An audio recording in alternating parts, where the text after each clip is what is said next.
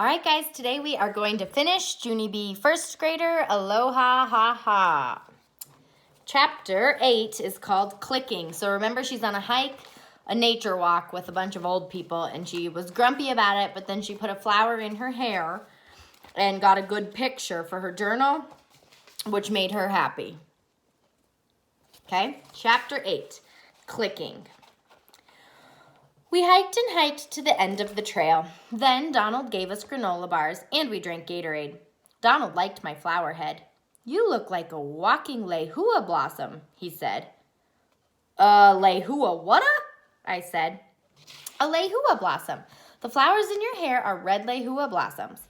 They are a favorite food source for a little tiny red bird called apapane."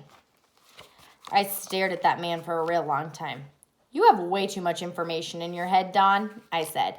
Don laughed real loud. Then I laughed too, but it really wasn't a funny joke. After we rested, we started hiking back to the bus. Mother and Daddy and I went last again, but this time I had to walk even slower because the flowers kept on falling out of my hair and I just kept having to pick them up and put them back. "Come on, Junie B," said Mother. "We need to stay up with the others. If the flowers fall out of your hair, you're gonna have to leave them." I did a frown. "But I worked so hard at this flower arrangement. I don't want to go back to the bus empty-headed." Mother thought for a minute. Then she picked up more flowers from the trail and she wove them in all over my head and used bobby pins to hold them there. "There, that'll do the trick. Now come on, let's go. We've got to catch up." So both of us started to run. Only too bad for me, because all of a sudden my shoe came loose. So I quick sat down on the trail to tie it. And that is the last pleasant hiking memory I have. Whoosh! The noise zoomed by my ear. Whoosh! I did a gasp. A teensy red bird flew right by my face. I sat there real frozen. The bird fluttered and flapped, chirped and twerped and dipped and swirled, and then plop! That bird landed right on top of my head. My mouth tried to shout, but words just wouldn't come out. I quick stood up and tried to shoo him away, but he just flapped and flopped and fluttered some more, and he kept on staying there. Finally, my voice came back to normal. "Bird! Bird! 911!" I screeched. Mother and Daddy came running back to me, and their mouths fell all the way open. Then they tried to shoo the bird away, but it kept on flapping and fluttering. Suddenly, Mother covered her mouth with her hand. "I think it's stuck. It's tangled in her hair." My eyes got big and wide at that news. "Tangled? Are you kidding me?" I raised my screech even louder. "It's tangled! It's tangled! 911! Tangled bird!" All the bus people came rushing back at once. Donald came rushing back too. He came to a stop in front of the group. Then he gathered himself together and he started giving orders. "Okay, everyone needs to go back to the bus. Now," he said, "please." All the old people hurried away. Then Donald turned to Mother and Daddy and he made his voice very calm. "Okay, Mom and Dad, calmly step away from the bird," he said. Mother and Daddy looked at each other and stepped away. Then Donald walked towards me real slow and squatted down next to me. He held my hand. "You okay, honey?" he said. I rolled my eyes. "I've got a bird on my head, Don. How good could I be?" I said. He smiled.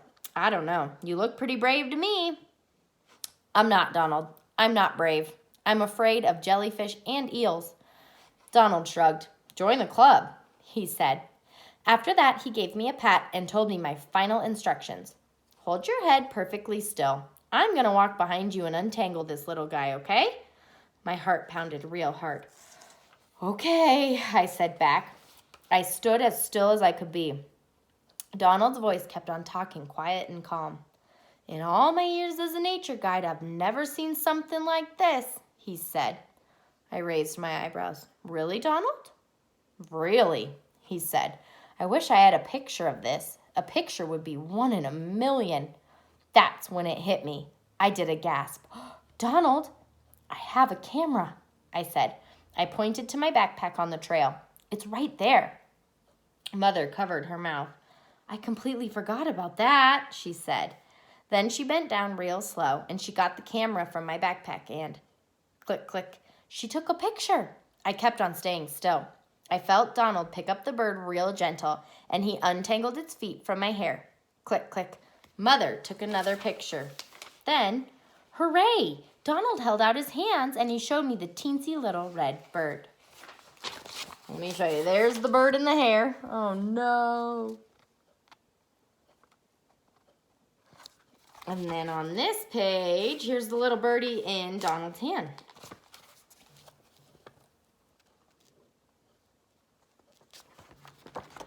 Look, see? Not one feather harmed, he said. Good job, young lady. I smiled. Good job to you too, Donald, I said. He winked at me. How about if you and I go release this little fella back into his tree? He's going to have a pretty exciting story to tell all of his friends, isn't he? I thought about show and tell. Yes, I said, we both are. After that, I took the camera from Mother, and me and Donald went down the trail a little way. Donald set the bird on a rock. He kept his hands around the bird real gentle. Ready? Said Donald. Ready, I said. Donald took his hands away, and flap, flap, the bird started to fly. I began snapping pictures very fast. Click, click, a bird in the tree. Click, click, bye-bye, birdie. Then, zoom, the bird flew away. For a second, I stood there real silent. Donald stood there real silent, too. Whoa, I said. Wow, said Donald. We looked at each other and smiled. I aimed my camera one more time. Click, click, my new friend Dawn. All right, let's read chapter 9, I believe. Yeah, chapter 9 is called Aloha. Dear first grade journal, it is already tomorrow morning. Mother and Daddy are still sleeping, only I don't even know how they could even go to sleep at all last night, because yesterday was the excitingest day of my life. Donald talked in the microphone the whole way home. He said that the bird was just a baby, and it thought my head was a giant flower, probably. Also, he said how brave I was and that I was a delightful little girl. It was a very interesting conversation, but that was not the end of my exciting bird day. Last night, I took a bubble bath, and Squeezer got all warmy and soapy. And what do you know? He slipped right off with the bubbles. I'm getting to be excellent with birds. Someday, I'll be a nature guy, probably. I thought for a second. Or maybe I will be a photojournal guy, possibly. I tapped on my chin. No, wait. Maybe I might like to arrange hair flowers, because I have a talent for that too, I believe. From Junie B, Nature Guy, and other possible stuff. I put my pencil down and took out my photojournal, because after this bus trip yesterday, we went straight to the store and got my pictures developed. And they turned out beautifully, I tell you. I showed them to Philip, Johnny Bob, and Squeezer. They loved them very much. Also, I tried to show them to Dolores, but she was busy getting a facial. After I finished looking at my pictures, I lined them up in my journal and I printed their captions all nice and neat. I smiled as I read them. And it says, I'm going to hold my camera here. Maybe, yep. So it says, Day 1, Grouchy Ladies. Day 2, Doofus Girl in a Flatzo. Day 3, Hawaii is making a fool out of me. Day 4, a bus full of old people. All right, we'll look at the other side now. Day 5, I am stunning.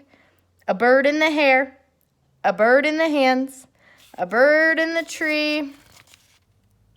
Bye-bye, birdie. My new friend, Dawn. All right, so those were all the pictures. Mr. Scary was right. A photojournal really does tell a story in pictures. And Dawn was right, too. My bird picture was 1 in a million. I did a sigh. 1 in a million. You can't beat 1 in a million. I opened up my suitcase and I packed my journal real careful. I smiled some more. Room 1's first official photojournal ever, I said. I stood up a little straighter, because feeling official made me feel taller again. Just then the radio went off. Today was going to be our last day in Hawaii, so Mother and Daddy set the alarm. I looked at the clock and grinned. There was still time for one more delicious pancake breakfast. I tippy-toed over to Daddy and I blew air in his face. He opened one eyeball. I waved. Aloha, ha ha, I whispered. Daddy did a chuckle. I kissed him on his cheek. Hawaii was the time of my life. And that is the end. Have a good weekend, guys.